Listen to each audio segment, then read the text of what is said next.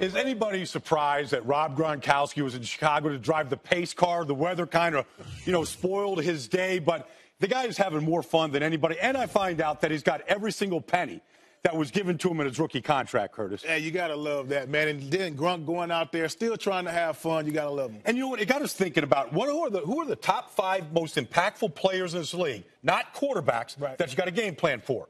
So we put our list together, Curtis. Yes. Let's start with number 5 on the list. Well, number 5, definitely Ndamukong Suh. When you think about the things that he can do from the interior defensive line, talking about getting after the passer, 8.5 sacks, Baldy. This is a guy you cannot have one blocker on him. You have to double team him on every single play. And he's getting paid like a quarterback right now, so he better be impactful. Let's move on to number 4, position that you're very familiar with, Dez Bryant. I just think that right now, Dez, he's got 50 touchdowns the last 4 years here, Curtis. Nobody else has that many in this league.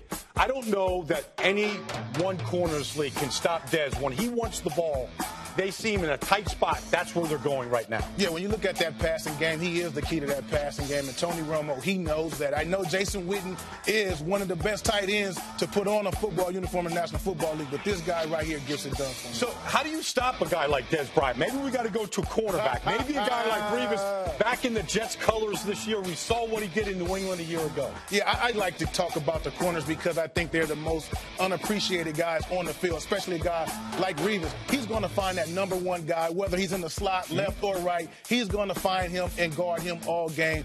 Talk about dominance. He can take any receiver out in this league. Well, you know that guy that was driving the pace car in Chicago, Rob Gronkowski? I think right now he's just the most difficult matchup in the league. He can play wide receiver. We saw that in the Super Bowl. He can play tight end. He can block. There's a red zone threat unlike anybody else in this league right now. And he does it with the flair that nobody's having more fun with him on the field. I tell you what, versatility. You mentioned it. Line him up outside. You put a linebacker out there, he's fast enough to get around. You put a corner out there, he's too small to guard. And so who can trump Gronkowski? I think there's one guy on this list, all right.